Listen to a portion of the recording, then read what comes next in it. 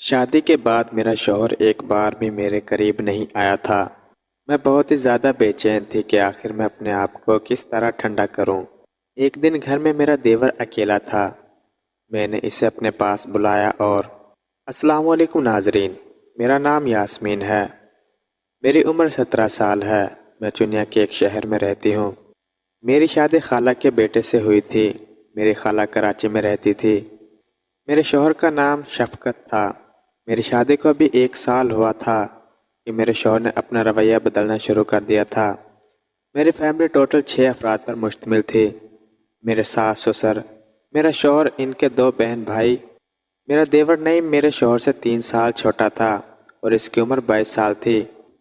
میرے شوہر کو کوئی اور لڑکی پسند تھی، اس لیے انہوں نے شادی کی پہلی رات ہی مجھے بتا دیا تھا کہ میں تمہیں ہاتھ نہیں لگاؤں گا اور میں تمہیں پسند نہیں کرتا، اس لیے بہتر ہے کہ تم اپنے گھر چلی جاؤ۔ لیکن میں نے اپنے ماں باپ کی عزت رکھنے کے لیے اس کے ساتھ زندگی گزارنے کا فیصلہ کیا تھا اور میرے ماں باپ نے بڑی مشکل سے میری شادی کی تھی۔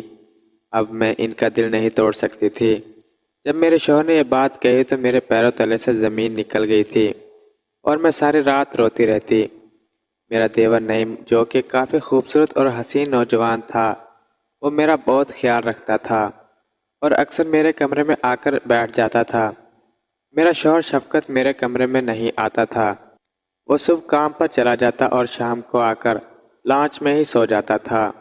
میں کمرے میں ان کا انتظار کرتی رہتی اور انتظار کرتی کرتی سو جاتی۔ میرا دیور نعیم فیکٹری میں مینیجر کی جاب کرتا تھا اور میرے شوہر کا اپنا کپڑے کا کاروبار تھا۔ میرے ماں باپ نے ایک کھاتے پیتے گھرانے میں میرا رشتہ کیا تھا، لیکن مجھے نہیں پتا تھا کہ وہاں پر میری زندگی عذاب بن جائے گی اور میرا شوہر مجھے ایک دن گھر سے باہر نکال دے گا۔ شام کو میرا شوہر کام سے واپس آیا تو میں اپنے کمرے میں بیٹھی ہوئی تھی، کیونکہ میری نئی نئی شادی ہوئی تھی اور میری خالہ مجھے کھانا اپنے کمرے میں ہی دے کر جاتی تھی۔ میری خالہ کو ابھی تک یہ پتہ نہیں چلا تھا کہ میرے بیٹے نے ہماری نئی دلہن کو کیا کہا ہے اور وہ کیوں اداس رہتی ہے۔ میری خالہ جب کمرے میں آتی تھی تو میں اس کے سامنے مسکرا دیتی تھی اور اسے محسوس نہیں کرواتی تھی۔ شام کے وقت میرا شوہر کام سے واپس آیا اور لانچ میں لیٹ گیا۔ وہ وہاں پر ہی کھانا کھاتا تھا اور وہاں پر لیٹ کر سو جاتا تھا۔ اس کے گھر والے اس کو کہتے کہ اپنی بیوی کے پاس سویا کرو، لیکن وہ کہتا کہ کچھ دن میری طبیعت خراب ہے، اس لیے میں اپنی بیوی کے پاس نہیں جاؤں گا۔ میرا دیور نعیم شام کو 10 بجے میرے پاس آیا تو میرے شوہر باہر بیٹھے ہوئے تھے۔ میرا دیور میرے پاس آ کر بیٹھ گیا اور میرے سے میٹھی میٹھی باتیں کرنے لگا۔ میں بھی اس کی باتوں کی دیوانی ہونے لگی اور اس کی طرف مائل ہونے لگی۔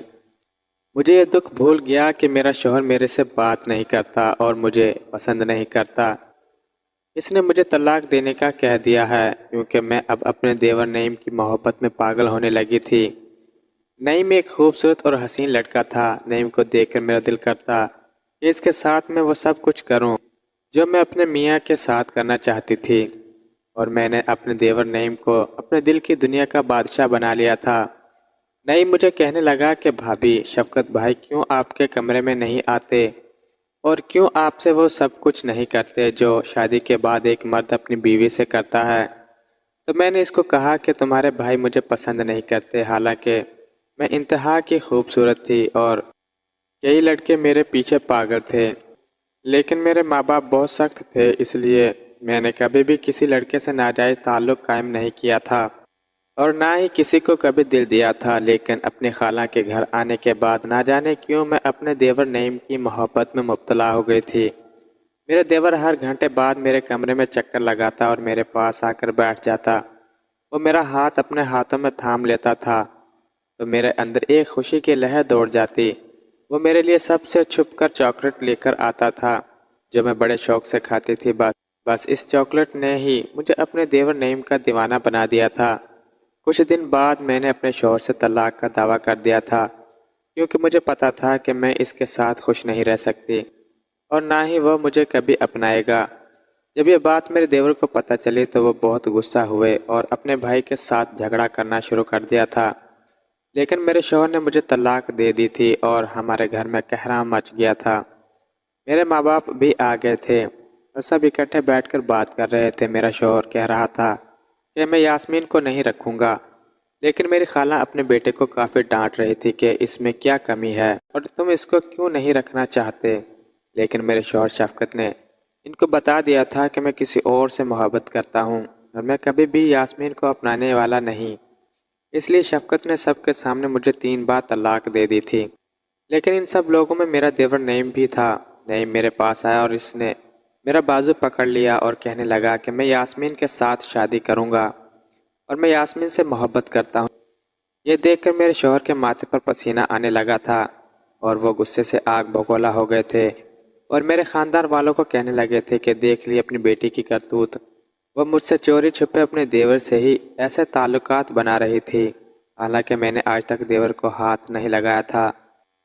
میں بالکل اس سے محبت کرتی تھی، لیکن ابھی تک میں نے اس کو اپنے پاس آنے نہیں دیا تھا۔